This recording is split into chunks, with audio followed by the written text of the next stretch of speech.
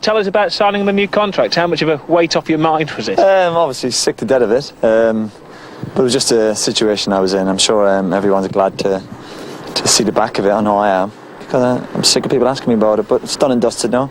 I'm obviously delighted. I'm happy to stay for the next 3.5 years. How close were you to leaving Manchester United? Quite close, to be honest, because of the fact we were quite a bit away regarding the contract. But eventually, to be fair to United, the board came up with a contract I felt was right for me. And once it was done, there was no problem me signing it. How greatly was it playing on your mind? I think it's just frustrating a little bit because, as I said, you know, especially if the team have good performance or whatever, people just kept going on about my contract and how United weren't looking after me and all this type of stuff, you know, which was a bit unfair, I think, a little bit on the club. Because to be fair, at the end of the day, they've come up with a contract which was quite good. Well, I was always confident, you know, that obviously the media were running it in a negative way, but I was confident. A relief? Yeah. Very much so. I think it was a relief for him as well, because I think... Yeah, absolutely. Yeah, I think it was hanging over him a little bit. I think that he didn't want to leave, but he knew his worth. And there's nothing wrong with that. He's not saying that he doesn't love Manchester United. What he's saying is he's showing respect to his family and his own ability as a footballer to be rewarded for his ability. So I don't think there was anything wrong with that at all. The important thing was that he wanted to stay, and we found the formula.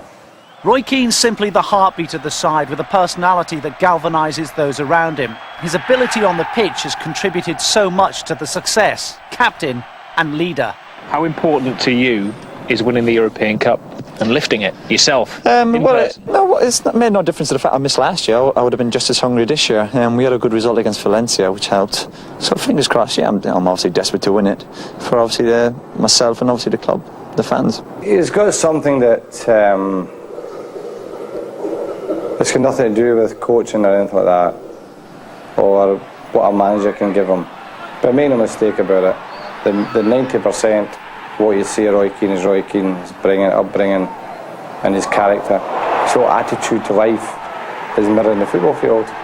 And I think that it's wonderful to see players like that. I think that in a lifetime of management, I've been manager 25 years, I can place Roy in among the very, very best I've ever had, both in character and the will to do things, which determines everyone, I think, and how far they go in life, and he has got that. And he's a goal scorer now too, as well, isn't he? Yeah, but he was always a goal scorer, but when we watched him at Forest time and time again, and we'd try to get him for years before we actually got him, he was a consistent and prolific goal scorer at Nottingham Forest. I always remember Joe Royal saying to me, he says, the best performance I've seen as a centre forward in the last 3 or 4 years, at the time we were talking, was Roy Keane at centre forward for Forest. Is it the most prolific season you've had? No, I think I should score when I was at Forest. At United probably is. But there's a long way to go yet, you know.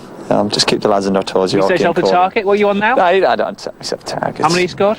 I'm not sure. I think it might be 8 or 9. You know exactly how many goals you've scored. 8 or 9? Yeah, 8 or 9. But as I said, it doesn't matter who scores as long as we win. That's the party line. That's it, yeah. But as long as you finish ahead of Andy Cole, right you up. I would have thought that would be impossible, but you never know.